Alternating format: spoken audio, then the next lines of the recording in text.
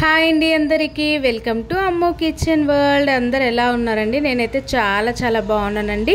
ఈరోజు మన వ్యూయర్స్ కోసం నేను మా ఆంధ్ర స్టైల్లో బెండకాయ పులుసు ఏ విధంగా చేసుకోవాలి, అలాగే దానికి కావాల్సిన ఇంగ్రీడియంట్స్ ఏంటో చూపిద్దామని చెప్పి ఇలా మీ ముందుకు వచ్చానండి.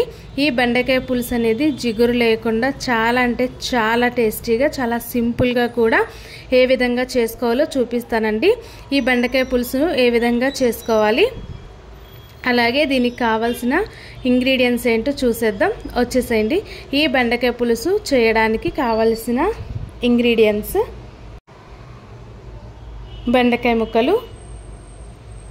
ఈ బెండకాయలు అనేవి తడి లేకుండా తుడుచుకొని ఈ విధంగా కట్ చేసి పెట్టుకోవాలండి.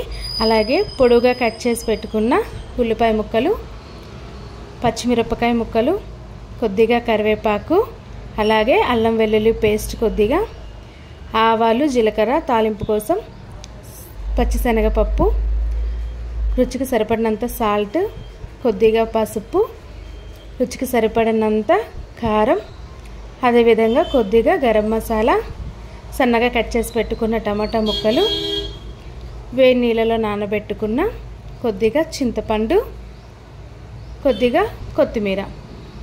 పాన్ హీట్ అయిన తర్వాత ఆయిల్లోకి కొద్దిగా జీలకర్ర, ఆవాలు, అలాగే శనగపప్పు వేసుకోవాలండి. దీనిలోకి మనము పొడువుగా కట్ చేసి పెట్టుకున్న ఉల్లిపాయ ముక్కలను కూడా వేసుకోవాలండి.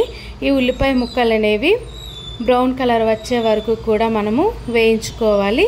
దానిలోకి మనము పొడువుగా కట్ చేసి పెట్టుకున్న పచ్చిమిరపకాయలను కూడా వేసుకోవాలండి. వేసుకుని 2 నిమిషాలు వేయించుకోవాలి.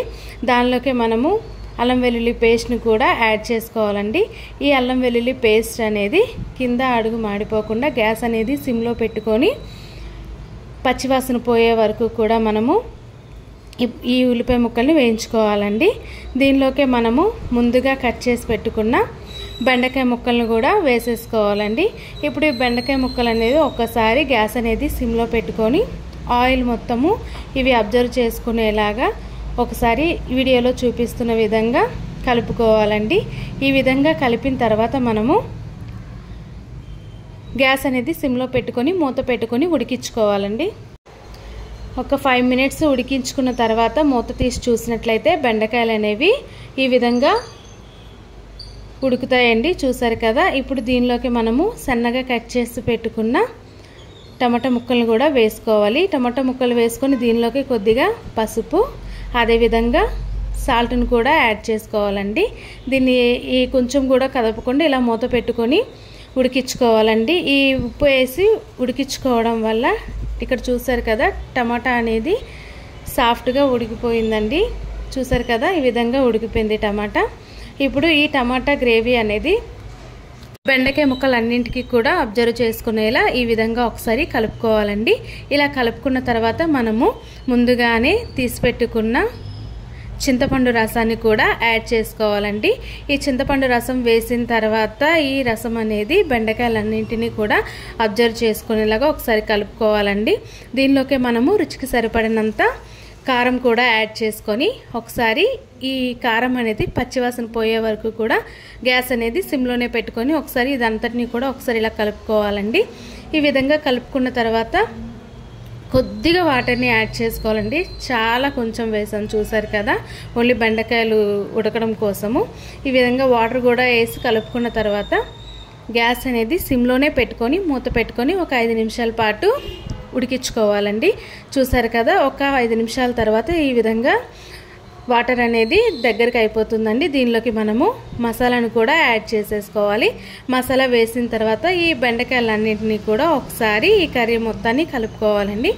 ఇప్పుడు చివరిగా మిగిలిన లాస్ట్ ఇంగ్రీడియంట్ అయిన కొత్తిమీరను కూడా వేసేసుకొని కలుపుకోవాలండి. చూసారు కదా, కొత్తిమీర కూడా వేసేసాము. ఈ కొత్తిమీర వేసిన తర్వాత ఒకసారి ఈ కర్రీని అంతటిని కూడా ఈ విధంగా కలుపుకోవాలండి. చూసారు కదా, బెండకాయ కూడా బాగానే ఉడికిపోయింది.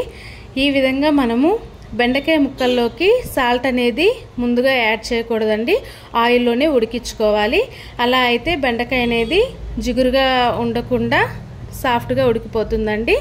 సాల్ట్ అనేది మనము టమాటా వేసిన తర్వాత వేసుకొని ఉడికించుకోవాలండి. చూసారు కదా, కొంచెం కూడా జిగురు లేకుండా చాలా అంటే చాలా సింపుల్గా రెడీ అయిపోయిందండి. మీరు కూడా అలా ట్రై చేసి ఎలా వచ్చిందో కామెంట్ చేయండి.